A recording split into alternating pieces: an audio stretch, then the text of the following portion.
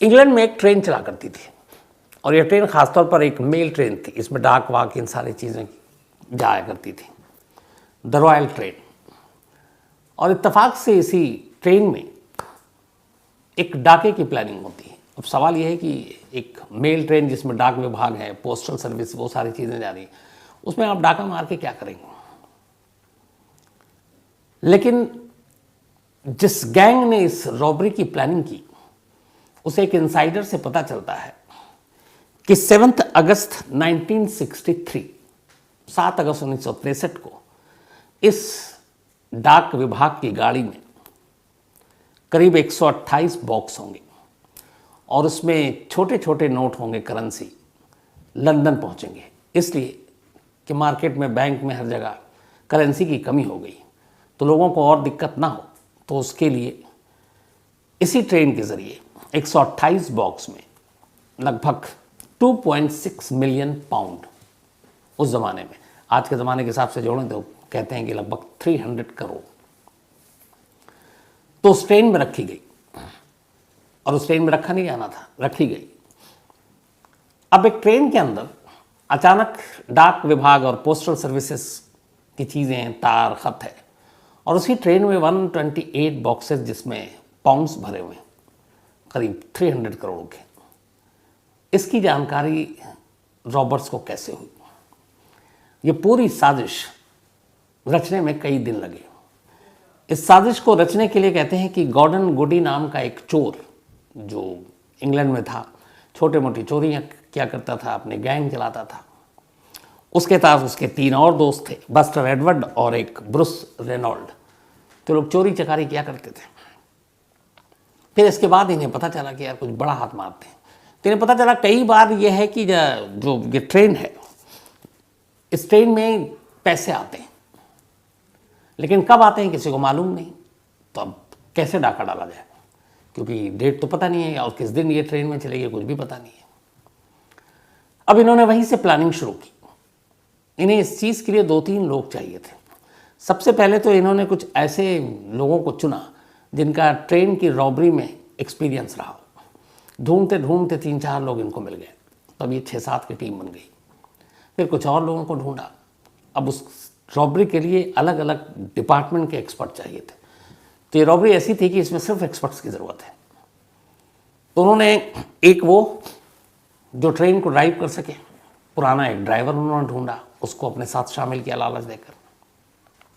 एक टेक्नीशियन को ढूंढा जो रेलवे में सिग्नल, आप देखते होंगे ग्रीन और रेड, जैसे सड़क पर होती है, रेलवे ट्रैक पे भी उसी तरह की सिग्नल होती है। अगर रेड हो तो ड्राइवर को गाड़ी रोकनी पड़ती है, ग्रीन हो तो आप थ्रू हो। तो एक ऐसा बंदा चाहिए था जो इस सिग्नल के साथ खेल कर सके। वो भी हो गया। अब धीरे धीरे 15 लोगों की टीम बन गई। 15 लोगों की टीम बनी, सारी तैयारियां चल रही हैं, प्लानिंग बाकायदा जाकर फील्ड में भी हो रही है। अब एक 16वें की ज़रूरत थी जो एग्जैक्ट इंफॉर्मेशन दे कि इस ट्रेन में किस दिन पैसे जाएंगे, क्योंकि बात बेहद खुफिया और गुप्त होती है। और इधर ये लोग तैयार हैं कि जैसी इंफॉर्मेशन मिलेगी हमें किसी भी पल ये काम करना है। अब सारी तैयारी कर रहे हैं, बार बार प्रैक्टिस कर रहे हैं, सब कुछ हो गया। बस उससे 16वां एक अनजान चेहरा, उसकी तरफ से सिग्नल मिलना बाकी है। और आखिरकार 7 अगस्त 1963 को वो 16वां शख्स इस 15 लोगों की टीम के मुखिया, यानी कि इसका जो लीडर है गॉर्डन गुडी, उसको खबर देता है। कहता है कि एक ट्रेन जो कि ग्लासगो से लंदन के लिए जा रही है, शाम 7 बजे ये ग्लासगो से रवाना होगी और 12 घंटे में ये लंदन तक का सफ़र तय करेगी। सुबह 7 बजे यानी उस हिसाब से इसको लंदन पहुंचनी है।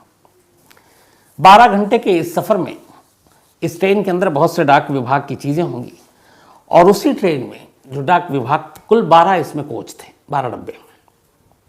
12 बोगी में से 2 बोगी ऐसे हैं जिसमें डाक विभाग के सारे पेपर वेपर हैं, तो लोगों को जल्दी मिले ये सारी चीज़ें, ख़त और ये। तो उसके लिए उस वक्त ये हुआ था कि जो डाक विभाग है उन्होंने इस चलती ट्रेन में भी अपने एम्प्लॉय को बैठाने का काम किया था, ताकि वो ट्रेन में ही लेटर छाटने का काम करें, किस इलाके का कौन, किस मोहल्ले का कौन, किस शहर का कौन। तो करीब 72 एम्प्लॉय ब्रिटिश पोस्टल सर्विस के 2 कोच में सवार थे, और उस कोच में सारे वो पोस्टल थे, लेटर, तार, बाकी सारी चीज़ें। अब उसी ट्रेन में बैठकर वो अपना छटाई कर रहे हैं। 12 कोच और हैं। पीछे से जो सेकंड कोच है उसमें 128 बॉक्स रखे हैं, और उसके अंदर करीब 2.6 मिलियन पाउंड रखे हुए हैं। 128 बॉक्स में छोटे छोटे नोट थे,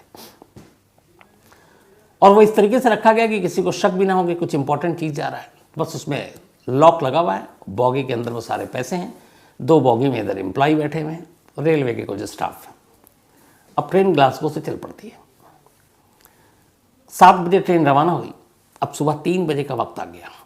इधर 3 बजे लंदन से करीब 40-45 मील दूर, अच्छा ये 1963 की बात है, उस ज़माने में ट्रेन की रफ्तार बहुत ज़्यादा नहीं हुआ करती थी, बहुत धीमे चलती थी। तो अब रात के 3 बज चुके हैं। लंदन अभी भी 40 मील दूर है जहाँ पे इनको उतरना है, इस ट्रेन का लास्ट जो लोकेशन है। और इसके बाद अब ये ट्रेन पहुँचती है चैरिंगटन, एक छोटा सा गांव, विलेज टाइप का ये इलाका है चैरिंगटन। जब ट्रेन चैरिंगटन पहुंची, उससे पहले इधर दूसरी तरफ चूँकि खबर मिल गई है 16वें उस शख्स से जिसका कोई नाम चेहरा अभी तक नहीं है कि इस ट्रेन में पैसे हैं। अब ये पूरी टीम जो महीनों से लगी हुई थी इस साजिश में, इस बैंक रॉबरी को अंजाम देने में, जब उन्हें पता चला कि इसमें इतने सारे पैसे हैं तो उनकी खुशी का ठिकाना नहीं। अब पूरी टीम शाम 7 बजे उधर ट्रेन रवाना हुई। इस दौरान में इन्होंने पूरा अलग अलग जो रेलवे के रूट हैं, ट्रैक हैं, उसके ऊपर भी रिसर्च किया, बहुत बारीकी से हर चीज़ किया। तो जब इन्हें पता चला कि ग्लासगो से लंदन जा रही है, तब उन्होंने उस रूट का ऑलरेडी रिसर्च कर रखा था। उन्हें लगा कौन सी ऐसी जगह होगी जहाँ पे ये रॉबरी को अंजाम दिया जाए। तो उन्होंने चुना चैरिंगटन, जो लंदन से करीब 40 मील पहले है। 2 रेंज रोवर कार और एक पुरानी मिलिट्री का ट्रक ये लेकर चैरिंगटन पहुँचते हैं, और चैरिंगटन में एक ऐसी जगह जहाँ रेलवे ट्रैक के करीब तक कार और ये ट्रक पहुँच सके, उस जगह को इन्होंने पहले चुना। और वो जगह ऐसी हो जहाँ पर रेलवे का सिग्नल हो। अब इनके साथ एक टेक्नीशियन था। चैरिंगटन के करीब रात को ये पहुँचते हैं। जो बाकी ट्रेनें गुजरनी थी सब गुजर गई। अब उस ट्रेन का इंतज़ार है जिस ट्रेन को इन्हें लूटना है। टाइमिंग एकदम सही है। अब उन्हें मालूम, जब ये कंफर्म हो गया कि अब वही ट्रेन आएगी, ठीक उससे कुछ मिनट पहले आखिरी काम करते हैं। उस रेलवे सिग्नल को उस टेक्नीशियन के ज़रिए उन्हें अब ग्रीन से रेड करना है। कायदे से वो ग्रीन सिग्नल है, ट्रेन को गुजरनी है, लेकिन उन्हें रेड करना है ताकि ड्राइवर को ट्रेन रोक दे। अब वो अपने साथ बाकायदा बल्ब, बाकी कलर, बैटरी, ये सारी चीज़ें ले गए, एक कवर भी ले गए, पूरी तैयारी की थी। अब उन्होंने उस ग्रीन सिग्नल को ढक दिया, और उसके बाद अपना आर्टिफिशियल इस तरह से किया कि वो सिग्नल अब रेड दिखाई दे रहा है, और उसको रेड करके छोड़ दिया। ट्रेन आई, ड्राइवर ने दूर से देखा, उसे ताज्जुब हुआ कि इस वक्त रेड सिग्नल का कोई मतलब नहीं है। फिर भी लगा कई बार सफ़र में ऐसा हुआ है, तो उसने कहा कुछ गड़बड़ होगा, चलो देख लेते हैं। उसने ट्रेन रोक दी। जैसे ही ट्रेन रोकी, ये जो 15 लोग सवार बाहर हैं, इनमें से फ़ौरन कुछ लोग ड्राइवर की इंजन में दाखिल होते हैं। वहाँ जाकर उसके दोनों हाथ बांधते हैं और कहते हैं कि ट्रेन चलाते रहो, और कुछ लोग हम में से ऐसे हैं जो शरीफ नहीं हैं तो तुम्हें मार सकते हैं। बाकी लोग अब उस ट्रेन के उस डब्बे की तरफ कूच कर गए जिसमें सारे पैसे हैं, और इनके पास कोई हथियार नहीं, कोई गन नहीं, चाकू नहीं, सिर्फ एक लोहे का रॉड, और उसके ज़रिए इन्हें पूरी रॉबरी करनी है। अब उस डब्बे तक जब पहुँचे तो देखा उसमें लॉक लगा हुआ है। उन्हें मालूम था कि लॉक होगा। इधर जो पोस्टल विभाग के कर्मचारी 72 हैं, वो उस कोच में अलग, उन्होंने अपना रात के करीब 3 बज रहे थे, काम करके थक गए, वो सब सो गए। शोर शराबा कोई हो नहीं रहा। बाकी पूरे ट्रेन में किसी को पता नहीं चल रहा। जो 12 कोच हैं खाली ही थे, पैसेंजर तो उसमें होता नहीं। अब इन लोगों ने उसकी भी ट्रेनिंग ली थी, अलग अलग लॉक को किस तरीके से रॉड से तोड़ते हैं। रॉड से उन्होंने ताला तोड़ा। ताला तोड़ने के बाद अब जानबूझकर 2 लोग इंजन में थे, ड्राइवर को बता रहे थे कि तुम गाड़ी अब चलाते रहोगे। ड्राइवर अब गाड़ी स्लो चला रहा है। इन्होंने जिस जगह पर रेंज रोवर और ट्रक रखे खड़े किए हुए, कुछ लोग वहाँ पे इनके 15 के 15 ट्रेन में सवार नहीं हुए। अब जब वो उसके करीब गए तो इसके बाद फिर गाड़ी रुकी, ड्राइवर से रुकवाया।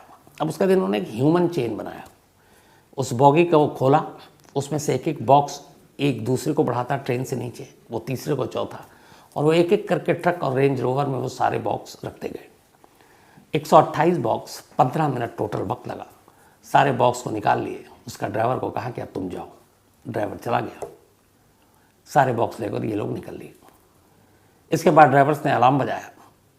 सुबह होने से पहले इंग्लैंड के इतिहास की सबसे बड़ी रॉबरी की खबर वहाँ की पुलिस से लेकर तमाम लोगों तक पहुँच गई। अब बाकायदा फिर लंदन से पहले ही एक स्टेशन पर ये ट्रेन रुकी, तमाम पूछताछ हुई, तलाशी हुई। इधर हड़कंप मच गया। अखबारों में उस वक्त की हेडलाइन हुआ करती थी 300 करोड़ इंडियन करेंसी के हिसाब से। अब पुलिस के साथ साथ स्कॉटलैंड यार्ड को इसमें लगाया गया है, जो एंटी रॉबरी सेल है, उनको जितने भी माहिर थे जांच करता, उन सबको लगाया गया, क्योंकि बात बहुत बड़ी रकम और सबसे बड़ी चोरी की थी। सब कुछ लगाए रखा लेकिन कोई जानकारी नहीं मिल रही है और इधर दिन बीतता जा रहा है। अब आखिरकार पुलिस को लगा कि क्या करें। इस 7 अगस्त की रॉबरी थी। 13 अगस्त को पहली बार एक लीड मिलता है, 13 अगस्त 1963। जिस जगह पे यह रॉबरी हुई उससे करीब 20 मील की दूर पर एक छोटी सी बस्ती है, वहाँ कुछ फार्म हाउस है। इस बैंक रॉबरी की खबर पूरे ब्रिटेन में तब तक फैल चुकी थी, उस इलाके में भी फैली थी। वहाँ से एक बंदे ने पुलिस की टीम को फ़ोन किया और कहा कि ये जो हमारा इलाका है, यहाँ जो एक फार्म हाउस है, यहाँ आजकल गाड़ियों की बड़ी चहल पहल है, बहुत गाड़ियाँ आती जो पहले नहीं आती थी, और ये इलाका क्राइम सीन से नज़दीक भी है। जब ये बात पता चली, पुलिस पहुंची उस फार्म हाउस में। जब फार्म हाउस में गई, वहाँ कोई नहीं था। इन्होंने अंदर जाकर तलाशी ली तो पहले सबूत मिले। 20 खाली बॉक्स उसी फार्म हाउस के अंदर रखे हुए थे, पैसे गायब थे। वहाँ से पुलिस ने फिंगरप्रिंट्स, बाकी चीज़ें उठाई। अब पुलिस तफ्तीश में लगी, पहला क्लू मिला था। अब उन 20 बॉक्स और बाकी चीज़ों के ज़रिए खाली पुलिस की तफ्तीश आगे बढ़ी तो पता चला कि एक फूल बेचने वाला शख्स है, रॉजर नाम है उसका, रॉजर कॉडरे, उसका इस फार्म हाउस से लेना देना है। पुलिस उस तक पहुंचती है, उसको गिरफ्तार करती है। फिंगरप्रिंट जो मौके से मिले थे वो उससे मैच कर जाता है। अब उसके बाद उसकी निशानदेही पर अगले 2 हफ्तों में पुलिस 12 और लोगों को गिरफ्तार करती है, पर 3 अब भी भागे हुए हैं। इसके बाद 1964 आ जाता है, जनवरी का महीना। मामला कोर्ट में जाता है। कोर्ट 12 लोगों में से 11 को 30 साल की सज़ा सुनाती है, 30 साल की। उस ज़माने में ये सज़ा बहुत ज़्यादा थी। और फिर इसके बाद करीब 5 साल के बाद, ये 64 था, 68 में जो बाकी 3 थे जो अब तक पकड़े नहीं गए थे, वो भी पकड़ा जाते हैं, उन्हें भी यही सज़ा होती है। इनमें से एक जेल से भाग जाता है। अच्छा, इधर 1968 में ये सज़ा हुई। पुलिस ने 15 के 15 से पूछताछ की और पुलिस स्कॉटलैंड यार्ड को ये बात पुख्ता तौर पर मालूम था कि रॉबरी बिना किसी इंटरनल आदमी के रेलवे से जुड़े हुए पॉसिबल नहीं है। उसको ही मालूम है कि कब पैसे जाएंगे, तो ये बाहर के लोगों तक कैसे पहुंची। 15 के लोगों से पूछताछ कर ली हर तरीके से, किसी ने मुंह नहीं खोला कि वो इनसाइडर कौन है। अब इनसे पैसे के बारे में पूछा गया, तमाम कोशिश कर ली पुलिस ने। 2.6 मिलियन जो इन्होंने चोरी की थी उस ट्रेन से, उसका सिर्फ 10% ही पुलिस रिकवर कर पाई। 90% मनी, यानी कि 300 करोड़ का 10% अगर हम जोड़ें तो 30 करोड़। 300 में से सिर्फ 30 करोड़, 30 करोड़ ही पुलिस रिकवर कराई। 270 करोड़ कहाँ गए पुलिस को नहीं मालूम। कहानी यहां भी खत्म नहीं होती। 1963 में ये रॉबरी हुई थी। 8 साल बीत जाते हैं। इसके बाद 1971 आ जाता है। अब अचानक ब्रिटेन में उनकी करेंसी बदल जाती है। जैसे अपने याद होगा आपको, जो नोटबंदी वाली 8 नवंबर को जब प्रधानमंत्री नरेंद्र मोदी ने ऐलान किया था, तो अचानक कई नोट जो है वो कागज़ के रद्दी के टुकड़े हो गए थे। तो इत्तेफाक से इस बैंक रॉबरी, ब्रिटेन के सबसे बड़े इतिहास की जो रॉबरी थी, उसके ठीक 8 साल के बाद 1971 में इंग्लैंड की करेंसी चेंज हो गई और वो पूरी तरह बदल गई। उसका मतलब ये हुआ कि वो जो 300 करोड़ रुपए इस द ग्रेट ट्रेन रॉबरी से चुराए गए वो अब नोट रद्दी के टुकड़े हो गए। अब यहाँ ये था कि क्या 8 सालों में उन लोगों ने उस नोट को पूरी तरह ख़त्म कर दिया? मुश्किल है, इतनी बड़ी रकम थी। क्या उन पैसों को अलग अलग जगहों पे कहीं इन्होंने खपाया, उससे प्रॉपर्टी से लेकर बाकी चीज़ें खरीदी, तब बच गए? लेकिन बाकी के जो 90% रिकवर नहीं हुआ, उस 90% पैसा जो 1971 में करेंसी चेंज होने की वजह से एक कागज़ का टुकड़ा भर रह गया, उसका क्या हुआ ये नहीं मालूम। तो न पुलिस न स्कॉटलैंड की उस वक्त की टीम बाकी रकम कभी बरामद कर पाई, और न ही उस रकम का क्या हुआ 8 साल बाद ये किसी को पता चला। जिन लोगों को सज़ा हुई 30 साल पूरे हुए, उनमें से ज़्यादातर बाहर निकल गए। इस बैंक रॉबरी में शामिल जो 16 लोग हैं, 16वां अनजान है अभी। 15 लोगों में से 12 की मौत हो गई, क्योंकि सबकी उम्र भी हो गई 80-80 साल। सिर्फ 3 अब भी जिंदा हैं उस बैंक रॉबरी को अंजाम देने वाले, उनकी भी उम्र करीब 80 के आसपास। इन 3 में से एक ने, इस बैंक रॉबरी के बारे में जब भी बात आती तो उसे बड़ा गुस्सा आता था।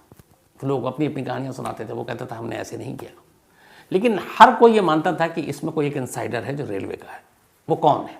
तमाम कोशिश कर ली, वो नाम नहीं आया। आखिरकार ये जो इकलौता उस वक्त गॉर्डन गुडी, ये अब इंग्लैंड से हटकर स्पेन में रह रहे थे अभी भी।